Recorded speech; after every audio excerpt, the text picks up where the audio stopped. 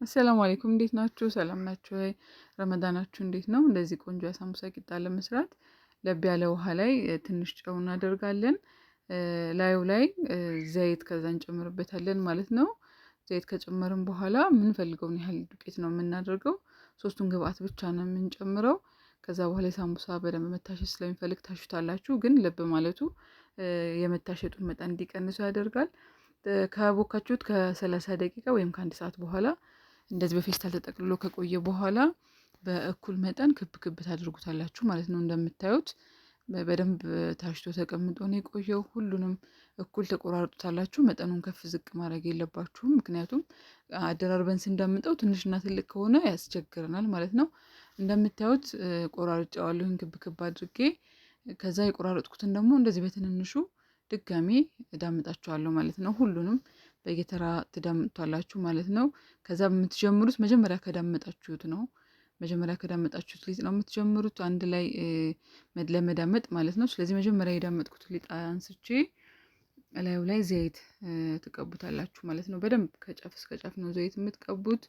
ለምን በኋላ ስናላቀቀው አልላቀቅም እንዳይለን ማለት ነው። ለማለያየት ስንሞክር ላዩ ላይ የበቆሎ ዱቄት ነስንሼበታለሁ። ማንኛውን ፍርኖ ዱቄት መሆን ይችላል።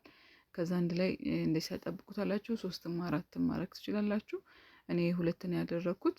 አንድ ላይ እንደዚህ ያገላበጣችሁ በትልቁ እንደዚህ ትዳምጡታላችሁ ማለት ነው። ሊጡ በደንብ እስከሳሳላችሁ ድረስ ማለት ነው። ከዛ የሰማ ምጣድ ላይ ነው የምታደርጉት። ቀዝቀዝ ያለ ምጣድ ከሆነ አይላቀቅላችሁም። በዛ ላይ ደግሞ ሊጡ ሲንቃቃ ይደርቅባችኋል ማለት ነው። የሰማ ምጣድ ከሆነ ግን ቶሎ ምጥጥ ያደርጋል። ላዩ ላይ እዛው ላይ እንደዚህ እንደምታዩት ቆንጆ ሆኖ ይላቀቅላችኋል የሰማ ከሆነ ምጣዱ። ስለዚህ ከፈለጋችሁ እዛው ምጣዱ ላይ ማላቀቅ ትችላላችሁ። ካልፈለጋችሁ ደግሞ ሰፌድ ላይ አውጥታችሁ ታላቅቁታላችሁ ማለት ነው። ከዛ በምታዩት መልኩ በፌስታል ጠቅላችሁ ካቆያችሁት በኋላ መጠናችሁን እያያችሁ ትንሽ አጭር ረዥም የሚለውን እኔ ለሁለት ቆርጬ ነው እንደዚህ ያሳጠርኩት። ቁመቱ ከዚህ እንዲበልጥ ስላልፈለኩ ብዙ እንዳይጠቀለል ማለት ነው። እንደዚህ እያደረጋችሁ መጠኑ እኩል እንዲሆንላችሁ እየቆረጣችሁ እያደራረባችሁ ትለኩታላችሁ። እንደምታዩት በጣም ቆንጆ ነው። ስስ ነው። የምትፈልጉትን አይነት ቅርጽ ይዞ መጠቅለል የሚችል ነው ማለት ነው። ከዛ እኔ በስጋ ነው ያደረኩት። በምስርም በአትክልትም በምትፈልጉት ግብአት ማዘጋጀት ትችላላችሁ። ውስጡ የምትፈልጉትን ያህል መጠን እያደረጋችሁ ውሃ ዱቄት ላይ ትበጠብጡና በሱ ማጣበቅ ትችላላችሁ ማለት ነው።